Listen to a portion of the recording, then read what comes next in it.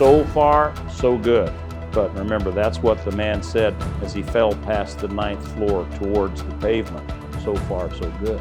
The risks are substantial.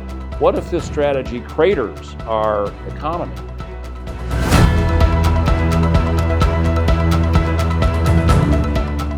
Do you believe President Trump has a secret plan to make America even more prosperous than today? Does this plan not only solve all our current problems, but make us all richer than we've ever been before? Or are we about to undertake the greatest economic gamble in our nation's history? Welcome, Patriots, to this edition of Common Sense for America. I'm Bruce Rutherford, your host and commentator, coming to you from the beautiful Westwood Golf Club in Houston, Texas. Today, we will expose what some say is Trump's secret plan to make America greater than it has ever been. People on Wall Street are already planning investment strategies based on what they think Trump's plan may be. I do not profess to have any inside knowledge, but I have listened to what some on Wall Street think and what they think is about to happen. And I'm going to tell you today what they are thinking. If you're watching us on YouTube, please hit the like button and give us your rating. If you're watching our podcast, please subscribe to this channel and give us your review. Now, what are Wall Street insiders thinking Trump will do in the next year to make America even more prosperous? To be fair, I must also say there are those on Wall Street who think that our giant national debt and Trump's tax cuts and his tariff negotiations will lead us to financial ruin. We will examine their position in a future podcast very soon. Now, the optimists think Trump has a secret 4-part plan that he will implement step by step.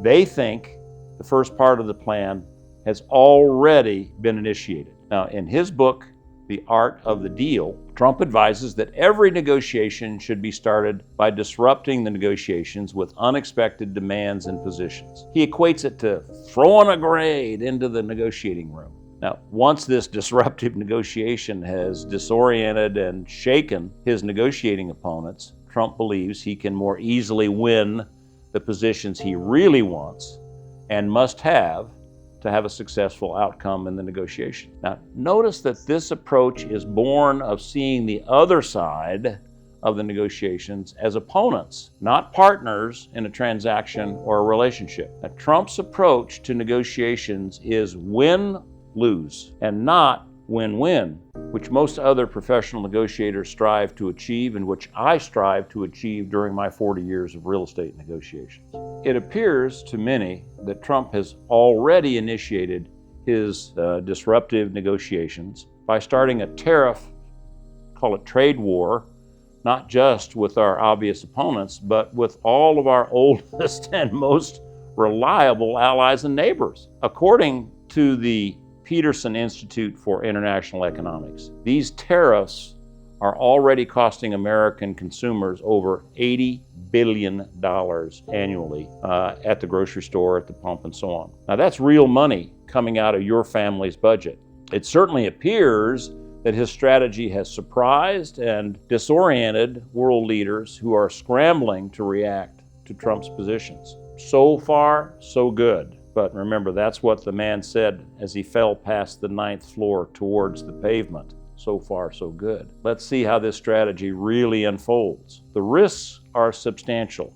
What if this strategy craters our economy and your 401k and retirement plans crater with it? Now, in the second part of Trump's plan, the stock and bond markets are shaken by part 1 of Trump's master plan. That certainly happened, but as of June 4th, the stock markets have largely recovered. Now, the bond markets have not recovered from a credit downgrade of the U.S. debt, and many are worried the U.S. dollar will lose its position as the world's currency for global trade. Now, if that happens, the interest cost of our debt will skyrocket, and our economy will be ruined. Jamie Dimon of J.P. Morgan Chase said this week that he's very worried about this scenario. The Bank for International Settlements, the people who track global money flows, tell us that 59% of the world's foreign exchange reserves are held in dollars. That sounds really good. What is there to worry about? Well, 25 years ago, that percentage was 71%.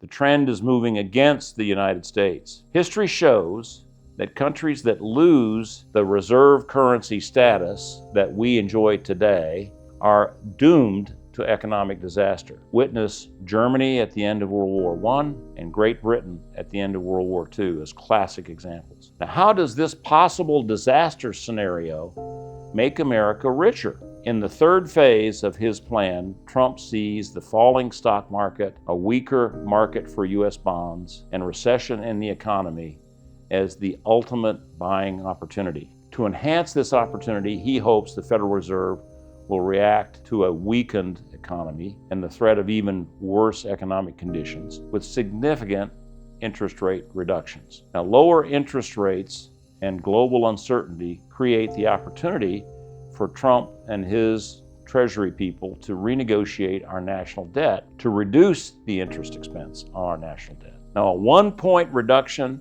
in the interest on our national debt saves us $360 billion a year in interest. That's significant. That pays for a lot of other government expenses. Trump is already jawboning the Federal Reserve to lower interest rates in this phase. Now, during phase 3, Trump would convert the $2.9 trillion Social Security Trust Fund into a sovereign wealth fund and invest it in the depressed U.S. stock and bond markets. Now, before you think that's impossible, consider this. Norway took their oil revenue and built a $1.4 trillion sovereign wealth fund that is averaging over 6% returns for 25 years.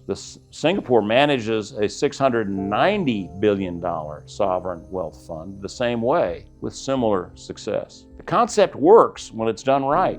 This investment alone would drive the stock market higher. I mean, just put that much money into the market goes higher. Trump will need congressional approval to change the way the trust fund is managed. Now, that is something we and many others and many members of Congress just lately have called for, and we've been doing this for a long time. But here's the constitutional reality. Our founding fathers designed the separation of powers specifically to prevent any single person or part of government from controlling massive government spending. They understood the dangers of concentrated financial power. Now, this plan all sounds great if it works. What if the bond market doesn't recover and the interest rates on our debt don't go down, they go up 1%? What if the stock market craters and you lose most of your 401k? Now, if this plan is real and it does not work, we're in a world of trouble.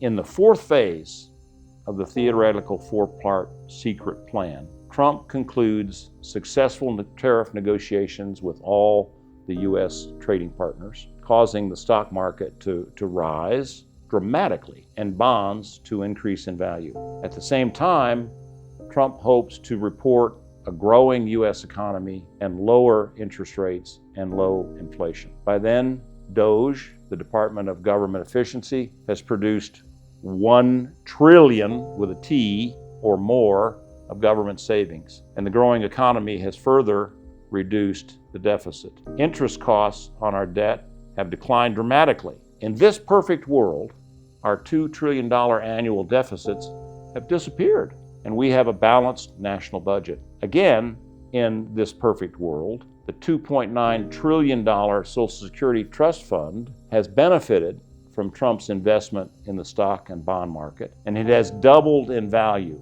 And voila, the Social Security problem is solved. Now, how much of this wild scenario do you think is possible? Do you think our economy has the strength now to weather a recession and global uncertainty, only to recover and bounce back to new highs and new strengths? Now, some Wall Street professionals are gathering cash to invest when the stock market and the bond market are at their lowest points during the next phase, during this phase 3 of Trump's plan. All of the others are gathering cash to weather what they think is a potential financial disaster that may come. Now, both these reactions presume there really is such a plan. I don't know if there is such a plan or not, but if there is one, I pray it works out for America.